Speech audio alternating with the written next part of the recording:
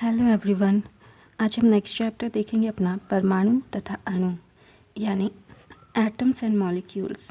सबसे पहले देखेंगे एटम यानी कि परमाणु क्या होते हैं।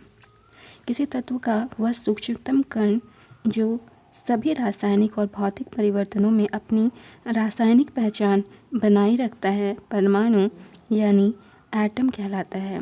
यानी स्मॉलेस्ट पार्टिकल जो है वो एटम कहलाता है।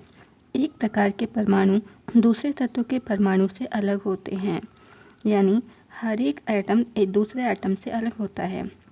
यह रासायनिक अभिक्रिया में भाग लेता है परंतु स्वतंत्र अवस्था में नहीं रह सकता है। तो ये जो जितना भी है केमिकल रिएक्शंस में ये पार्टिसिपेट कर सकता है, लेकिन इंडिविजुअली अगर इसको रखा जाए तो उस प्रोसेस में वो नहीं रह पाता है। परमाणु सामान्यतः 3 मौलिक कणों इलेक्ट्रॉन, प्रोटॉन तथा न्यूट्रॉन से मिलकर बना होता है। इनमें से प्रोटॉन तथा न्यूट्रॉन परमाणु के केंद्र में स्थित नाभिक में उपस्थित रहते हैं, जबकि इलेक्ट्रॉन नाभिक के चारों ओर स्थित कक्षाओं में चक्कर लगाते रहते हैं। तो हमारा जो एटम होता है, एटम के 3 एलिमेंट होते हैं, इलेक्ट्रॉन, प्रोटॉन और न्यूट्रॉन। तो इलेक्ट्रॉन, प्रोटॉन और न्यूट्रॉन के कॉम्बिनेशन से एटम यानी कि परमाणु बना होता है। इनमें से जो प्रोटॉन और न्यूट्रॉन होता है वो एटम के सेंटर में प्रेजेंट होता है, यानी एटम के न्यूक्लियस में प्रेजेंट होता है, जबकि जो इलेक्ट्रॉन होता है वो न्यूक्लियस के चारों ओर अपने ऑर्बिट्स में जो है वो चक्कर लगाते रहता है, रोटेट करते रहता है। नेक्स्ट पॉइंट है इलेक्ट्रॉन की खोज का श्रेय जे थॉमसन को जाता है। इलेक्ट्रॉन एक ऐसा कण है जिसका द्रव्यमान लगभग शून्य होता है तथा जिस पर इकाई ऋणावेश होता है। इलेक्ट्रॉन का डिस्कवरी करने वाले कौन थे? जे थॉमसन थे। नेक्स्ट पॉइंट लिखता है परमाणु के अंदर प्रोटॉन एक ऐसा सूक्ष्म कण है जिसका सापेक्ष द्रव्यमान हाइड्रोजन परमाणु के द्रव्यमान के लगभग बराबर होता है और इस पर इकाई धनावेश रहता है, परंतु परमाणु में धनावेश युक्त इस कण की खोज गोल्डस्टीन ने की थी। तो हमारा जो पॉजिटिव सब्सटेंस है, जो पॉजिटिव आयन होता है, पॉजिटिव आयन को खोजने का काम किसने किया था? गोल्डस्टीन ने किया था। अगला होता है एटम। इस एटम हमने देख लिया, अब हम देखेंगे मॉलिक्यूल यानी कि अणु क्या होता है। पदार्थ का वह अति सूक्ष्म कण जो स्वतंत्र अवस्था में रह सकता है वह अणु यानी कि मॉलिक्यूल कहलाता है। तो सबसे स्मॉलेस्ट पार्टिकल जो कि ये जो है स्वतंत्र अवस्था में रह सकता है, लेकिन जो परमाणु था वो स्वतंत्र अवस्था में नहीं रह सकता है। यौगिक के अणुओं में 2 या 2 से अधिक प्रकार के परमाणु होते हैं। तो यहाँ पर यौगिक के जो भी अणु होते हैं इसमें 2 या 2 से अधिक प्रकार के परमाणु यानी कि एटम होते हैं। अब अगला पॉइंट है हमारे पास में परमाणु क्रमांक तथा द्रव्यमान संख्या यानी atomic number and mass number. परमाणु क्रमांक क्या होता है? परमाणु क्रमांक या परमाणु संख्या यानी एटॉमिक नंबर क्या होते हैं? मोसले ने 1913 में तत्वों के परमाणु के महत्वपूर्ण मौलिक गुण परमाणु क्रमांक या परमाणु संख्या की खोज की। तो एटॉमिक नंबर खोजने वाले कौन थे? मोसले थे। मोसले ने एटॉमिक नंबर को ढूंढा था। किसी तत्व के परमाणु के नाभिक पर उपस्थित समस्त धनावेश की संख्या को परमाणु संख्या कहते हैं। तो जितना भी पॉजिटिव आयंस होता है उनकी संख्या को परमाणु संख्या कहते हैं, यानी एटॉमिक नंबर या परमाणु क्रमांक कहते हैं। इसे Z से प्रदर्शित करते हैं। जो कि नाभिक में स्थित समस्त धनावेश प्रोटॉनों की संख्या के बराबर होते हैं। तो जितना भी नेगेटिव आयंस होता है वो प्रोटॉन की संख्या के बराबर होते हैं, अर्थात अनावेशित तत्व से यह कक्षा में उपस्थित इलेक्ट्रॉन की संख्या के बराबर होते हैं। इसलिए परमाणु संख्या के लिए परमाणु संख्या जो होती है वो प्रोटॉन की संख्या के बराबर होती है और प्रोटॉन की संख्या जो है वो इलेक्ट्रॉन की संख्या के बराबर होती है। नोट में लिखा हुआ है प्रोटॉन तथा इलेक्ट्रॉनों की संख्या में अंतर होने पर तत्व पर अंतर के समान आवेश उपस्थित होता है।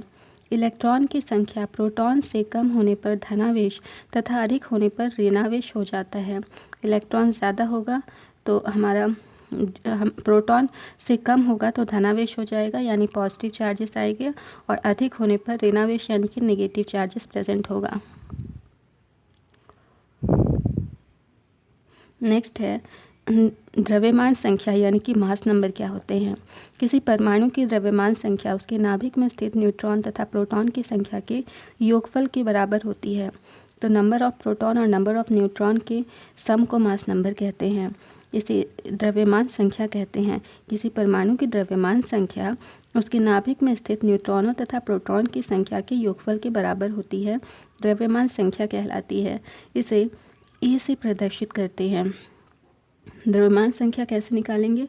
प्रोटॉन की संख्या और न्यूट्रॉन की संख्या को जोड़ देंगे तो द्रव्यमान संख्या निकालेगा। या फिर द्रव्यमान संख्या निकालने के लिए दूसरा क्या फॉर्मूला है?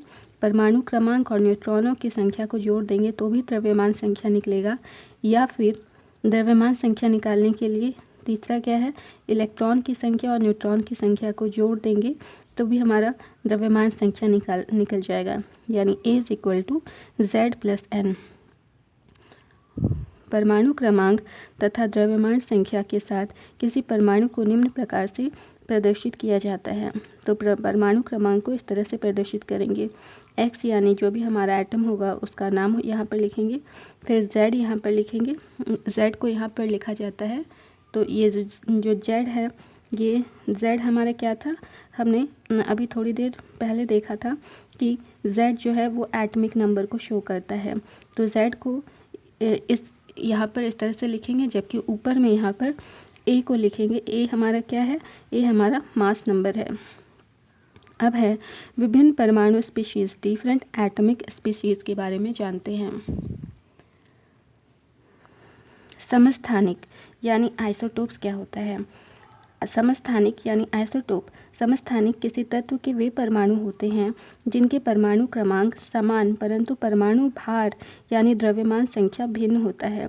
तो यहाँ पर परमाणु क्रमांक समान होगा लेकिन द्रव्यमान संख्या या परमाणु भार अलग होगा, इसे समस्थानिक या आइसोटोप कहलाते हैं। एक बार फिर से रीड करते हैं। समस्थानिक किसी तत्व के वे परमाणु होते हैं जिनकी परमाणु क्रमांक समान परंतु परमाणु भार यानी द्रव्यमान संख्या भिन्न भिन्न होते हैं, समस्थानिक यानी कि आइसोटोप कहलाते हैं। उदाहरण हमारे पास में है हाइड्रोजन। हाइड्रोजन जिसका कि एटमिक नंबर 1 होता है उसको प्रोटियम कहते हैं। तो यहाँ पर Z भी यहाँ इसका 1 है और A भी यहाँ पर 1 है, यानी मास नंबर और एटमिक नंबर दोनों सेम है। दूसरा है हाइड्रोजन। हाइड्रोजन जिसका कि 2 संख्या है, इसको ड्यूटेरियम कहते हैं, उसको लिखते हैं H12। फिर तीसरा है हाइड्रोजन का ट्रिटियम जिसको कि H13 लिखते हैं। हाइड्रोजन के इस तरह से 3 समस्थानिक हमारे पास में प्रेजेंट हैं।